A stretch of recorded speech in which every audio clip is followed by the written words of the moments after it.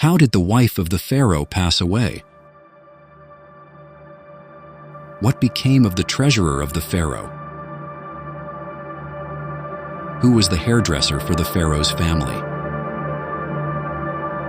Dear friends, to hear the touching and sorrowful stories of two blessed women in the Pharaoh's court, please stay with us until the end of this video.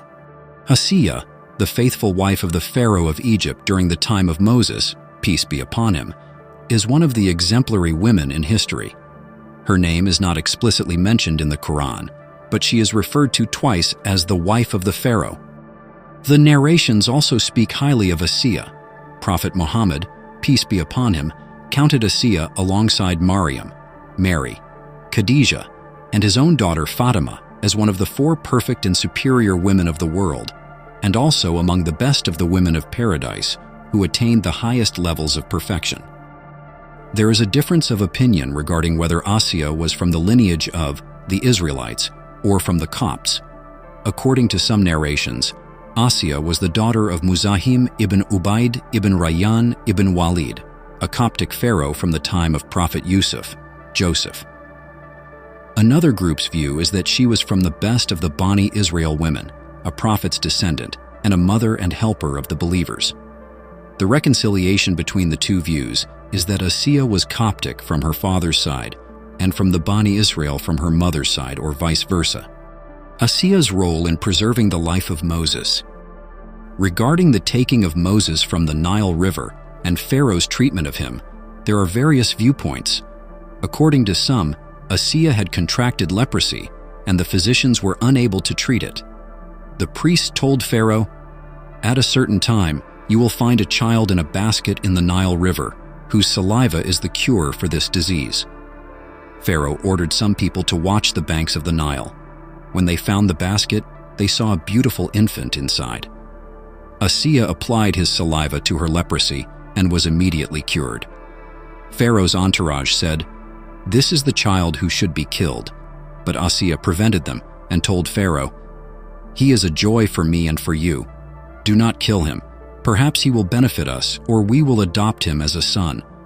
And in this way, Moses was saved from death. Asiya named the child Moses, derived from being taken from the water and a tree, or the child of the water.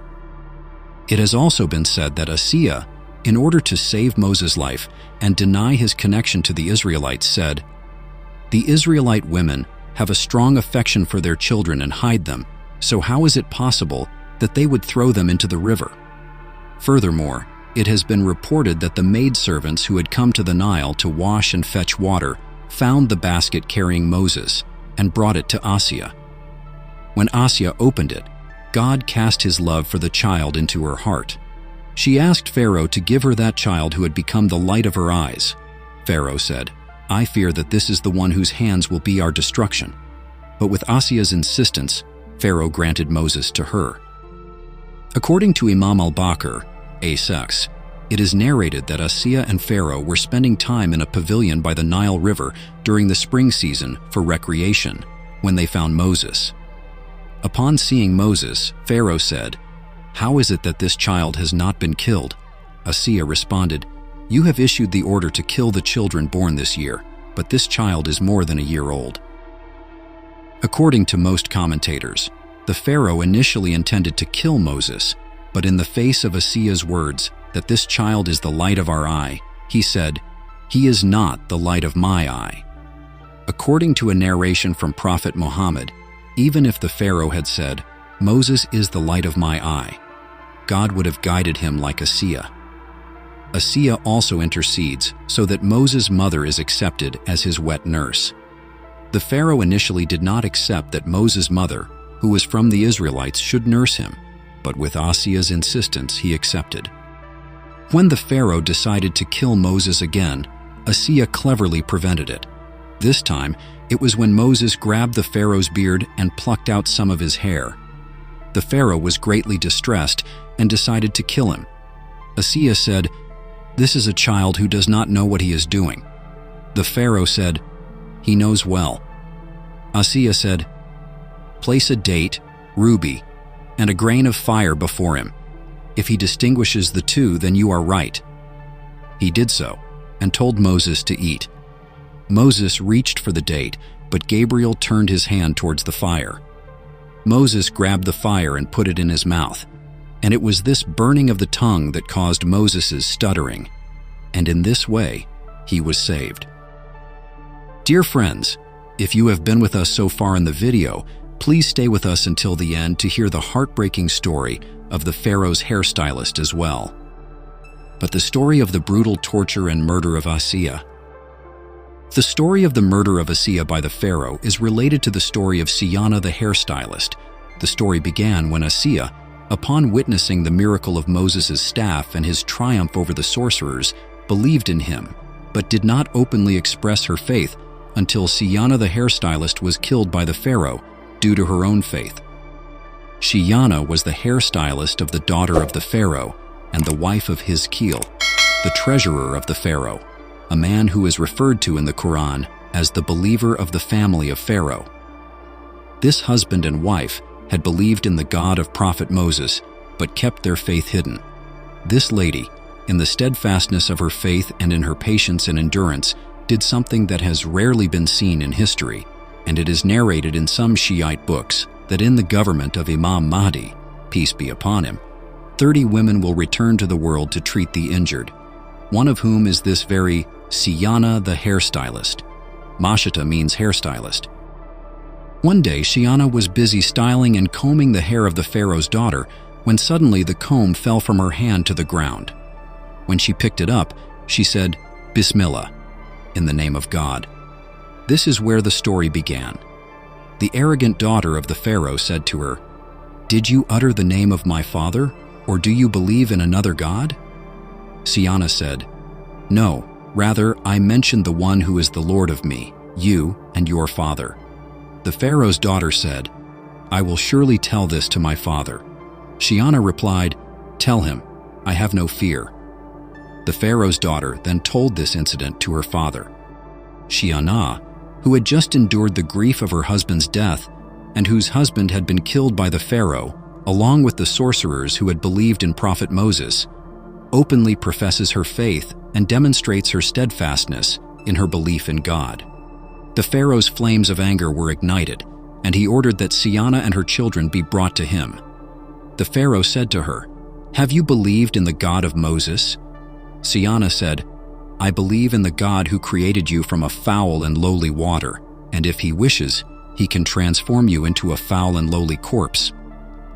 In that moment, the entire majesty of the Pharaoh, who had claimed divinity, was shattered.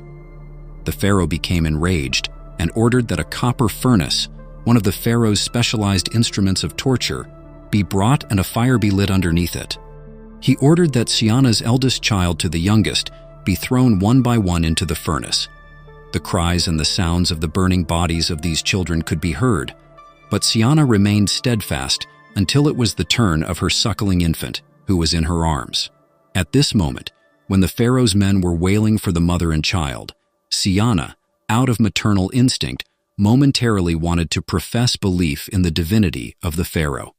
According to the Prophet Muhammad, at that very moment this suckling infant, by the permission of God, spoke and said to his mother, "Mother, show patience in the way of the truth." And then the unjust Pharaoh cast this child and mother into the furnace, and they all burned until they were reduced to ashes. Ibn Abbas narrated from the Prophet Muhammad that, "When I was in the Ascension, Miraj, a very pleasant and good fragrance reached my nose. I said to Gabriel, 'What is this scent?' Gabriel said, 'This pleasant fragrance is from the ashes of the hairdresser of the family of Pharaoh and her 4 children." When Siyana was burning in the furnace, Assia saw that the angels were carrying Siyana's soul to heaven. Seeing this scene, Assia's certainty, sincerity, and belief were further strengthened.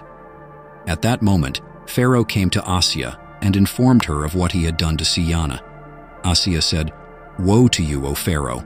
What has emboldened you and made you dare against the great Lord?" Pharaoh said, "Perhaps you too have fallen into the madness that has afflicted your friend."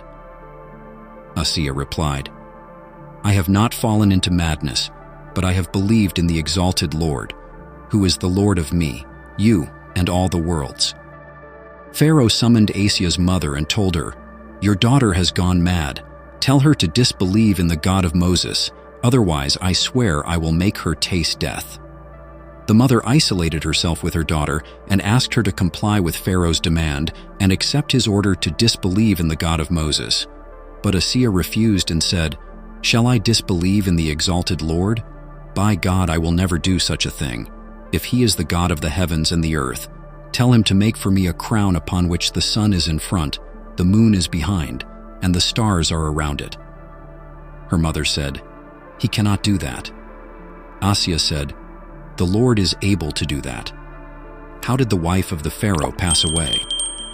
Pharaoh ordered that Assia be nailed to the ground and a large stone be hung over her head. If she recanted her faith, she could return to Pharaoh's palace and remain his wife. Otherwise, the stone would be cast upon her. Assia did not relinquish her faith, and she asked the Lord to build her a home in the proximity of his mercy in paradise and deliver her from Pharaoh, disbelief, and his oppression, and from his oppressive agents. The Lord answered Asia's supplication and showed her a house in paradise made of pearls and rubies, and Assia laughed upon seeing it. Pharaoh, who was watching, said, "Do you not marvel at this woman's madness? While I torture her, she laughs." Then they released the stone, but before it fell, her soul had already departed from her body. It has been narrated that when Assia was being tortured under the scorching sun, and the heat of the sun was afflicting her, the angels would cast their wings over her, shading her. According to Ibn Abbas, when Assia was being tortured, Moses passed by her. Assia gestured to Moses, complaining about her torture. Moses prayed for her, and God made her torture easier. Assia then departed from this world as a result of the torture. Other virtues of Assia. In verse 11 of Surah At-Tahrim, God cites Assia, the wife of Pharaoh, as an example for the believers, placing her alongside Mary and even ahead of her. And Allah has set forth an example for those who believe, the wife of Pharaoh. The reason Assia is presented as a role model is that she steadfastly maintained her faith in the one God, even while living in the palace of the Pharaoh. She sacrificed all the allurements of worldly life and preferred the proximity to God's mercy over living in the palace of the Pharaoh. In her supplication, she sought both spiritual dignity, nearness to God, and physical reward, paradise. Jabir reported from Prophet Muhammad, peace be upon him, that 3 individuals, the believer of the family of Yasin, Ali ibn Abi Talib, and Assia, the wife of Pharaoh, never turned away from divine revelation, even for a moment. Dear friends, please leave us a comment about what topics you would like the future videos to be about.